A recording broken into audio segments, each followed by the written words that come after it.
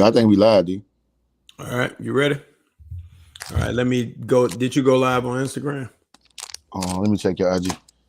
No, I'm about to hit it. Go live. Oh, okay. Because you got to do it separately. All right. I think we're live, homie.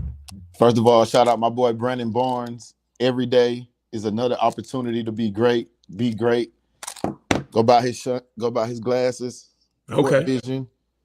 Shout out to the sponsors. Okay.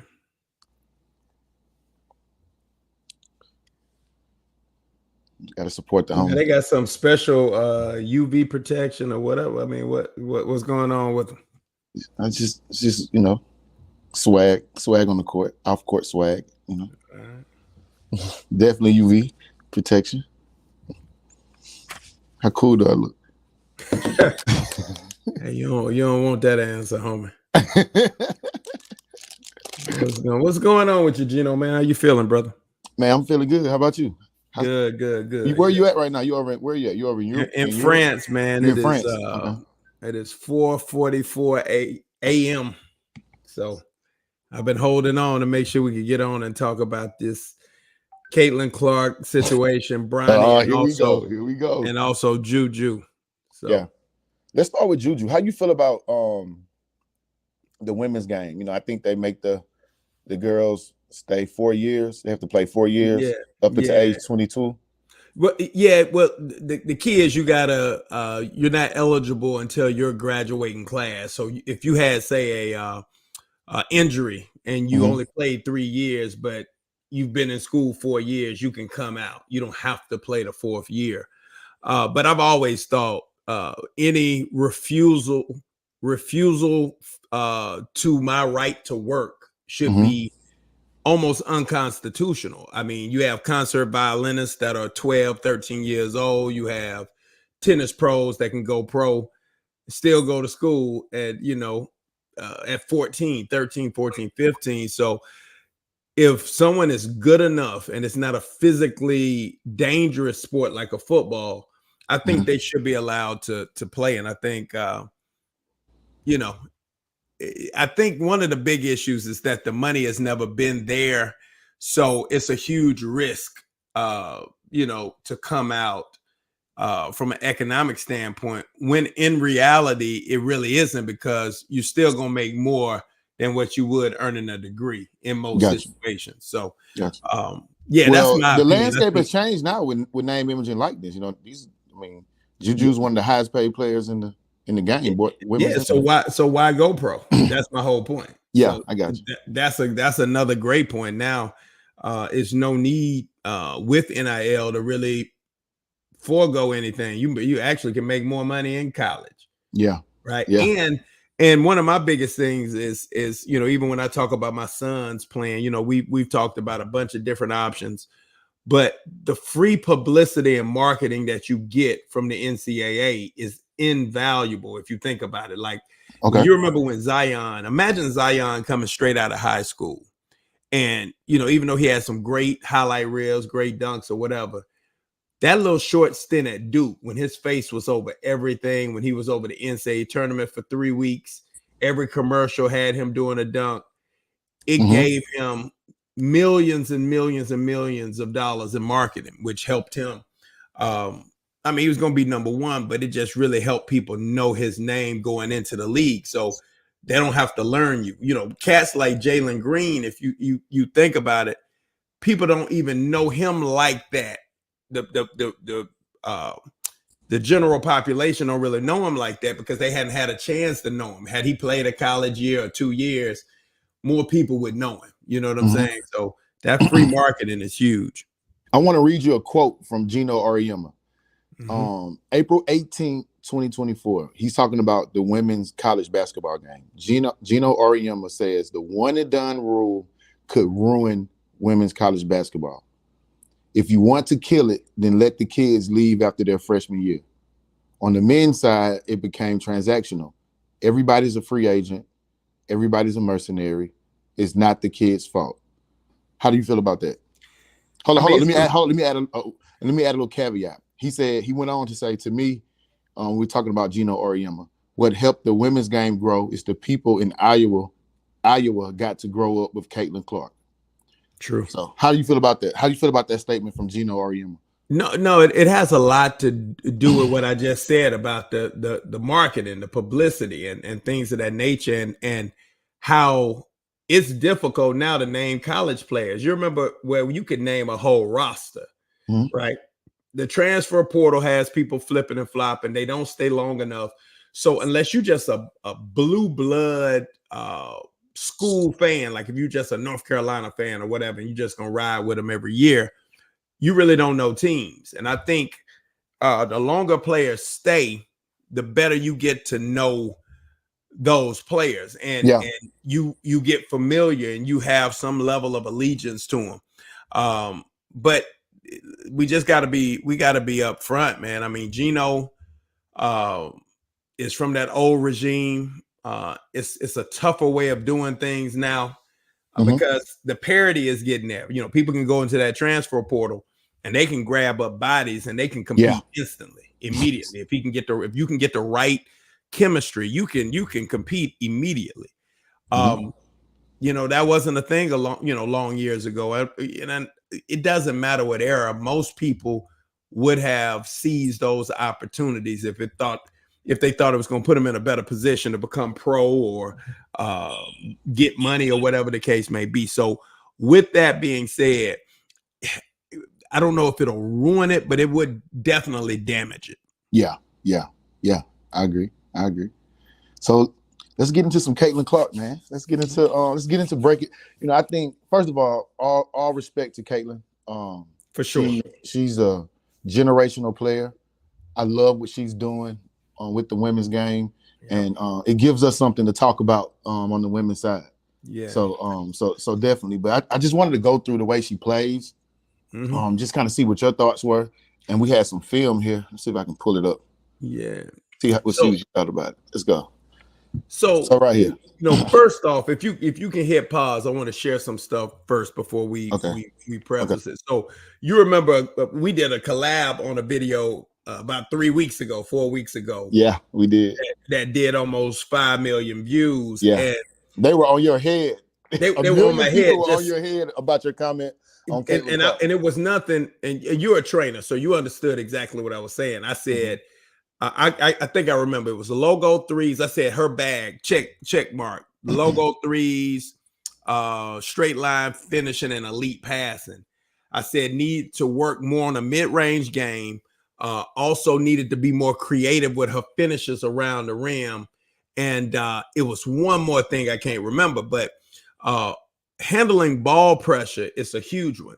So when you start looking at players, Gino, oftentimes we look at some of their strengths and we just say like, oh man, I mean, her ability to shoot deep, you know, very few people can do that. That's true.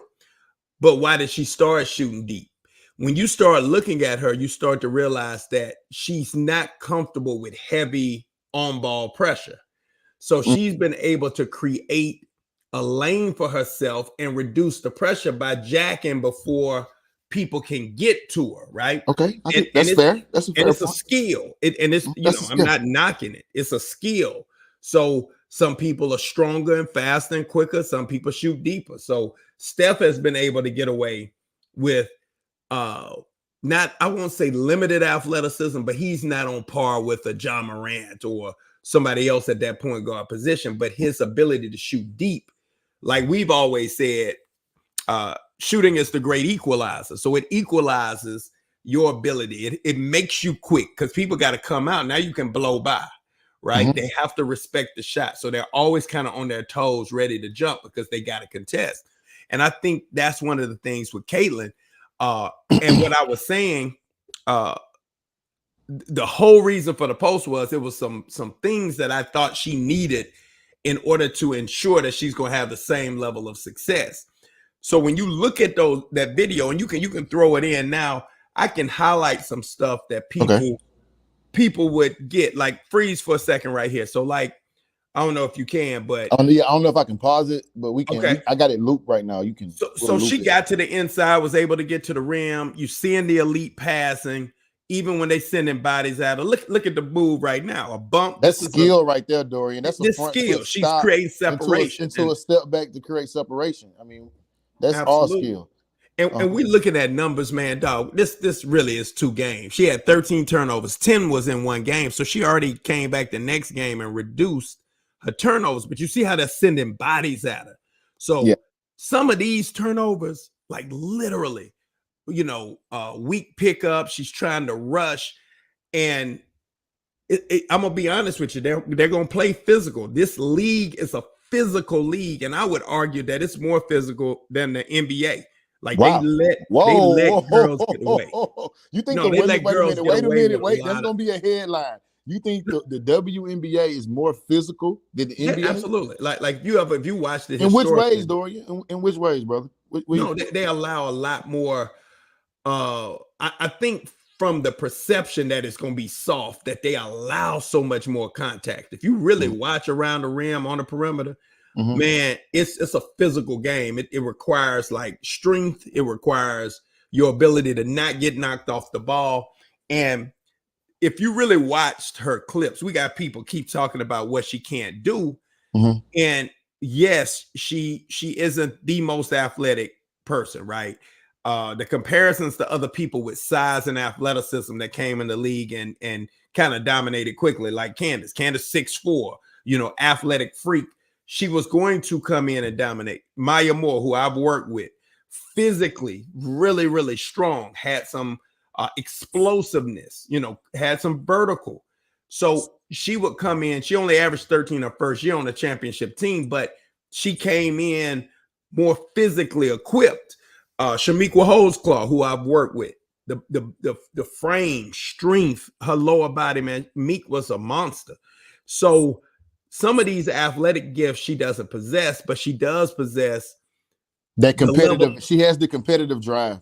She does. I agree with you on that. She's mentally tough. She has the clutch gene. She plays big in big moments. She's a rock star. I love everything about Caitlyn Clark, man.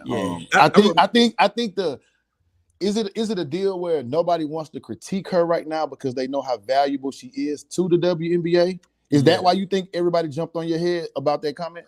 No, I think it's some, because I think you were the only one that kind of kept it real. We're singing her praises and rightfully so. But I mean, like she still has me. You know me, regardless of, like, for instance, you know how big of a Jordan fan I am, right? At the end of the day, like when I posted a video of Jordan traveling, everybody telling me I'm a LeBron lover now. Like I love LeBron, and it's so funny because people don't know your history. Like social media. I'm gonna say this too, so people can really understand. Social media is social media is tantamount to entering a conversation midstream. Like I walk in on a conversation between two people, and I figure I got all of the information. I don't know the history. I don't know what y'all are talking about and what preceded it, but I'm gonna come in on the conversation and I'm gonna make my assessment of both of y'all. Oh yeah, both of y'all are two folks who are selfish or whatever. And I have no clue what this conversation truly is about in the background of the conversation. So with Caitlyn, you remember I was critical of her with the flopping at Ohio State, getting bumped, all of that stuff. So I was highly critical of that. I also was critical of her overt showing of frustration. I think she has to, because people smell that. It's kind of like blood and water, right? They kind of smell like, okay, she gets frustrated, so I'm gonna get under her skin. I'm gonna do more stuff. I'm gonna get more physical. You think that's what it is? She's inviting it. She's got to start laughing it off. And reduce some of the pressure that's on her. But when everybody, you remember in the one that I was getting attacked about, since everybody thinks somebody did a comment today. Oh, okay, just okay, we get it. You're a Caitlyn Clark fanatic or a rider, and I was like, okay, y'all ain't watch me. I thought you were getting the other part. I thought they were calling you a hater, bro. I thought they were calling you a Caitlyn Clark. No, on this recent one, because I said she needs time. Now they're saying I'm a Caitlyn sympathizer. So you can't win on social media. So what I do, I just let people who don't have the experience, who've never been around these types of athletes and women who are phenomenal athletes. WNBA, I've been around them for 2 decades, man. Some of the best to ever play. I'm thankful for that because it gave me more insight on the competitiveness, the strength, the mindset, the toughness, the whole nine. And I think with time, Caitlyn got some stuff that I don't know if you can actually teach. I think all the stuff she did in college, like what work. You mean intangibles? Which intangibles are you talking about? I think she is wired as a competitor. I think she's extremely competitive. You can see the pressure she's putting on herself. She reminds me of like a Kobe, somebody who's just going to put immense pressure to live up to the expectations. But remember, Kobe shot 3 air balls, dog, in against Utah. He did. Like people always talking about that stuff and don't remember. For him to have the resolve to come back puts Kobe in another stratosphere. I think she will be good, and I think it's much to do about nothing right now. I look. Did you see some of the dimes on that video? Like she dropping dimes. Katie Lou, they fumbled some of them. Aaliyah Boston fumbled some of it. These were turnovers for her, but these were great passes, like elite passes. So I think once she can slow down, and I want you to hear this, Gino. Mm-hmm. If she can slow down her internal clock, she's rushed internally right now. You can tell how. What do you think she's what? When you say her internal clock, what do you think is rushing her right now? Is it the pressure of the game? Yeah, it's the speed of the game. The speed of the game, okay. The speed. So what I always said, like when you're in middle school, the fastest you run is how you run every possession in high school. The fastest you run in high school is how you run every possession in college. And the fastest you run in college is how you run every possession in the pros. So it's always a step up. It's a level up.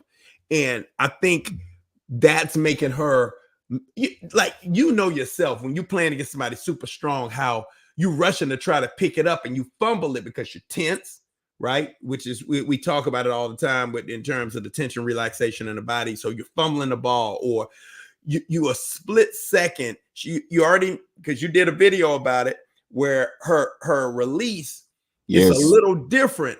Yes. So if her release, she's bringing that ball up on the left side of her face. Yeah. She's a right-handed shooter, and what we know is it's gonna impact accuracy, and it's gonna impact range and power. When you sped up. When you sped up. So same thing with Lonzo. So the question I posed was, okay, so do we correct it now? And everybody jumped on me. That was like, no, she's the greatest shooter of all time. Why would you ever touch her shot? But do you think that flaw would catch up with her? You remember my comment too, right? When I said, I don't remember. What was the comment? What did you say? My comment was, I said, it's only 3 reasons you would ever change a shot. And it was along the lines of, what are the 3 reasons? Like, all right, if she can do these 3 things, if she can get her shot off multi-directionally, like she can go left, no issues, right, no issues. She can shoot over the top, right? Being able to get it over folks, and she can shoot it at a high clip. There's no need for me to change it. But we know that the speed can affect trajectory. The speed can affect accuracy, because we saw it with Lonzo Ball. And it was like, if I can't remember exactly, but they did some kind of sports science thing. And I think if you sped Lonzo Ball up 0.2%, his percentage dropped almost 25 percentage points. So he was shooting in college like a 40 clip. So he down to 20 almost, with getting sped up just 0.2 of a second, with greater length, more athleticism. So that little moment of time is not really open. So that could be a factor. I don't know if it's going to be big, super big, but I know the speed will affect the shooting early. And if she can if it can slow down to her, she'll be able to shoot like she's always shot. Okay. But if she can't slow it down, if she's required to shoot at that speed, she's going to have a lower shooting percentage from 3 than she normally has. Now, remember, she's off the ball too, Gino, man. People discredit her so much, but she is a phenomenal off the ball player. So I was watching her coming off screens. Now it was a couple of times that they were locked at the hip, and let that video play for a second, because it was a couple of times they were locked at the hip, but she was able to still get off. Like you see that quick touch pass, that's her playing naturally, right? So I want to see a couple, like when she pump faked Carrington and she flew out of bounds, she did a great job of just taking her time, relaxing, and knocking down that shot. And again, looking at the percentages, man, her points per play, all of that stuff's gonna get better. Like her ability to see that trap coming in and bouncing back is gonna be huge. Like I said in that video, like I said, and she dribbled too straight up and down too. Like I said in that video, her on the ball is the greatest issue. Her off the ball stuff is just off the ball, man. She knows how to read screen. She knows how to get a man under the screen. She does a great job of fade. She did a lot of that stuff in the preseason that looked really, really good. And she did some of that the other night. She didn't make shots, but she was still getting it. So that's the key you always look for. And you know this as a college coach. Are they getting the shots they want, or do they feel rushed or hurried, or like they throwing up stuff that like they out of control or whatever? No, she didn't look like that. She just looked like she was missing. She looked like she was pressing. There's an adjustment period. She just needs to, we got to get her acclimated to the speed of the women's game, of the WNBA game. She's gonna turn the corner and it's a phenomenal. When I tell you something, I mean you've been up here with me training before. It's a phenomenal athlete in that league, and people don't really understand how good the women's game is. The athletes are really, really good. And so when you come in and again back to the not a lot of size, not a lot of athleticism, it is an adjustment period. But hell, the Becky Hammonds of this world killed in the league. Sabrina is playing well, and I think Caitlyn is more athletic, obviously, than Sabrina Ionescu. And Vandersloot is a very similar type player. Yeah, she's a baller. As Caitlyn, I don't think she's superior athletically to Caitlyn. So you see examples of who she could be in this grand scheme of things. Because when Vandersloot, a lot of people don't know, Vandersloot was one of the few with 2,000 points and 1,000 assists in college. Vandersloot was a monster at Gonzaga. So those are the things that we need to pay close attention to. But I think last note for me, I just think it's much to do about nothing. I think we're so. And I'm gonna say this, and this is gonna be controversial, but it's here we go. No, it's time we talked about it. So let me ask you. Here we go. So you do know what the highest rated? By the way, we've been on stream 23 minutes, and we've been talking all women's basketball. Haven't brought up a Jordan or LeBron GOAT debate. True. That I think she's good for basketball, man. I think I like it. I do, and I think economically, it's so much stuff that we could even go into.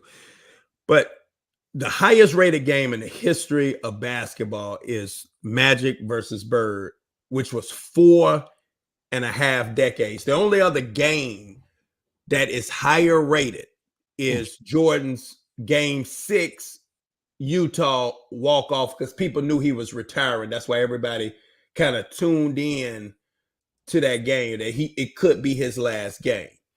And why did that take place? Because it really represents America. And I don't want to get into too heavy about race, but it does have a little bit to do with race. And let me explain to you why, though, what components of race. Here we go. Right. Here we go.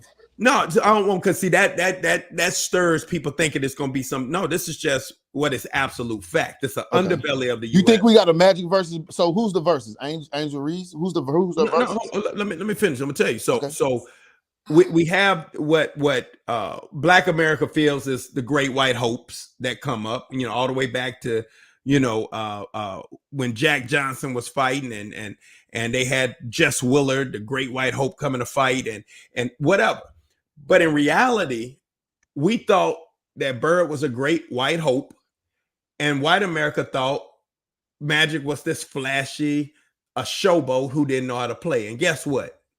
We were wrong and they were wrong. Bird was a dog who could hoop. He wasn't no great white hope. He was a baller. And Magic just wasn't a flashy kid who was a showboat. He was a winner who knew how to play. So regardless of the side, you're always going to have an antagonist and protagonist, and it's always depending on what side you stand in. So, Angel Reese or the South Carolina Lady Gamecocks, those were the undercurrent, right? So this young lady came almost like Bird, flashed on the scene in a predominantly African-American sport, and she could hoop. Yeah, she's it's some people who are like, nah, she overrated because that's our natural instinct. And then it's other people that were saying, oh, those girls at South Carolina are just good athletes, blah, blah, blah. No, but they can play too.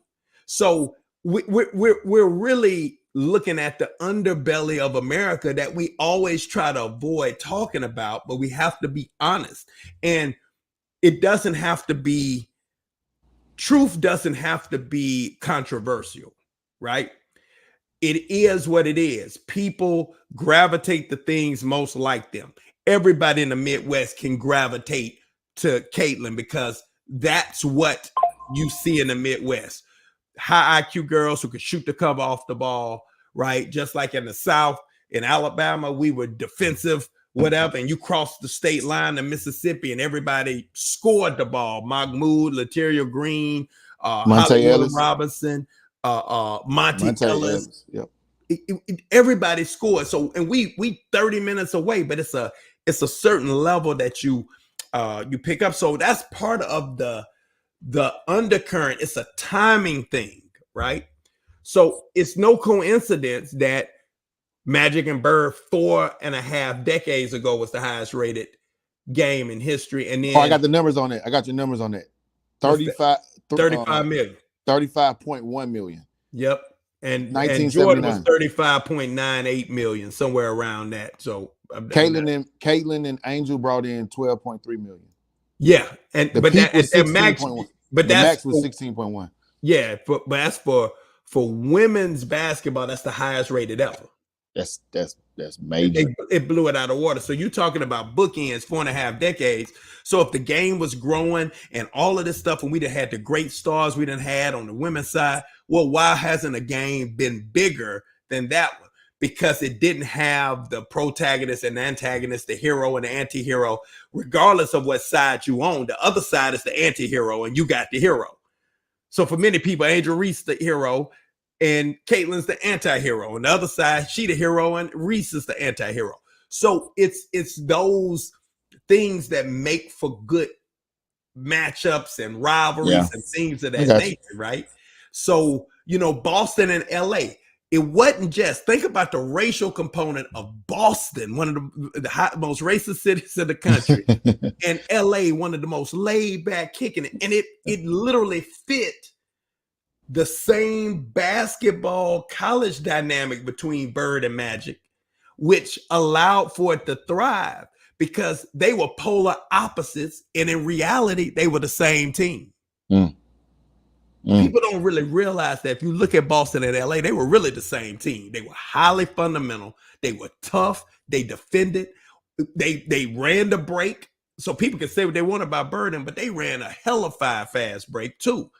But Magic's style, he was such a table setter, that was kind of more LA. It was flashy or whatever, but they both played the same. That's why the rivalry was so good, right? And so the shift when Jordan hit the scene, right, leads to now this insatiable appetite for individual players and talent, marketing individuals. It used to be teams.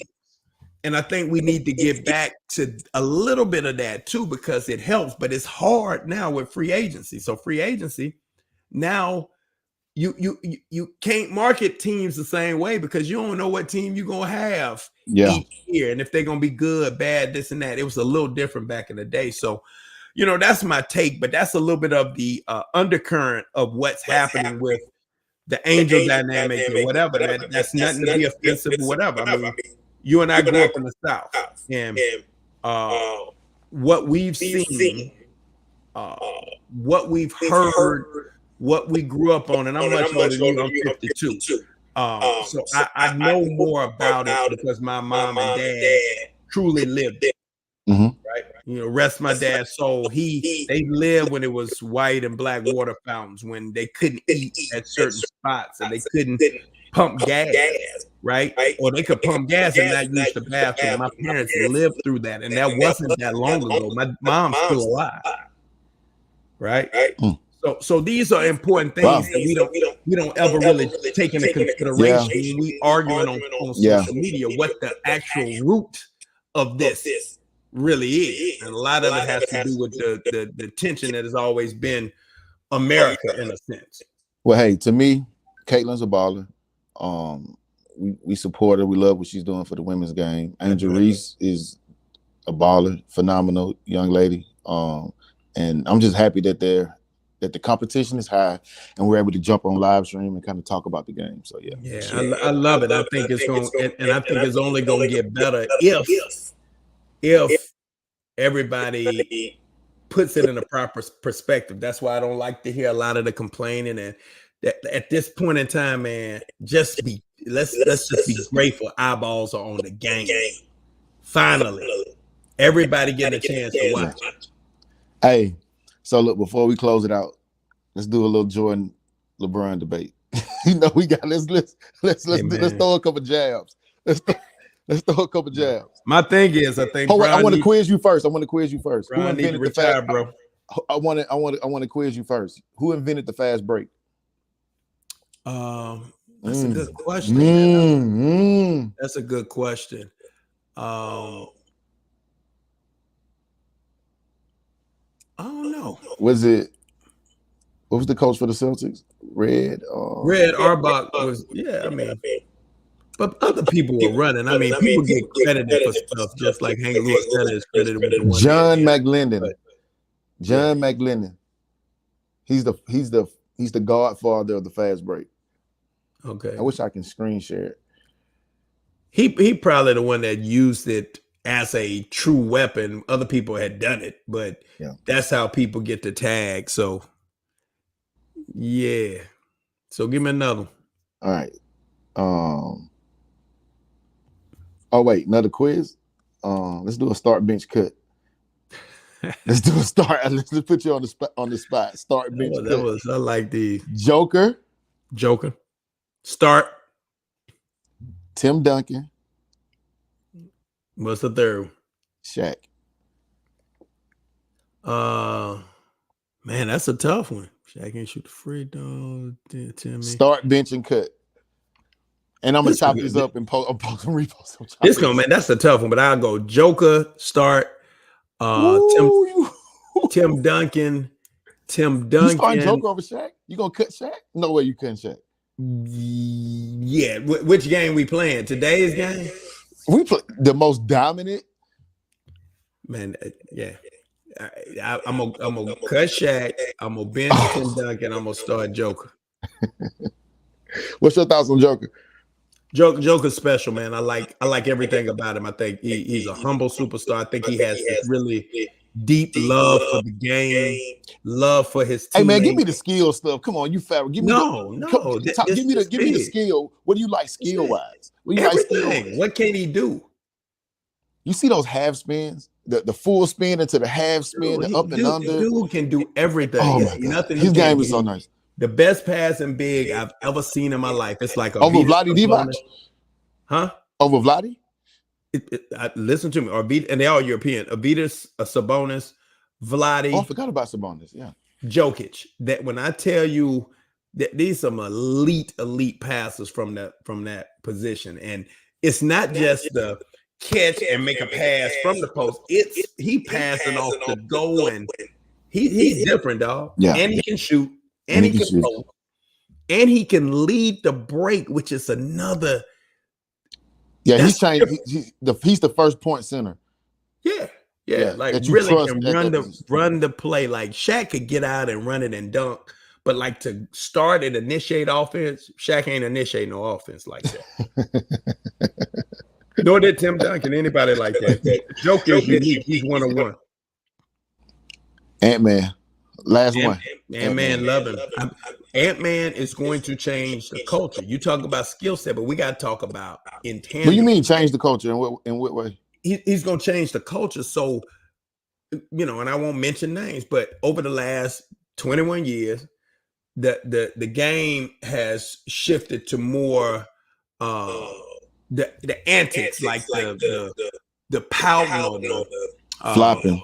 The flopping or the complaining to the refs or the showboat or whatever. And for a young dude to want to play every game, number one, to compete both ends of the floor, to not make excuses, it's really refreshing. We ain't seen this in a while, right? And people can say, "Oh, it's other players that like that." No, it's always something like the coaching or the refereeing or whatever. Ant might mention that, but he put most of the blame on themselves for what they could do. And he ain't making no excuses. He ain't blaming nobody. He take all the blame. Mature kid, man. And I think it trickles down. I think the leaders, people mimic who they look up to.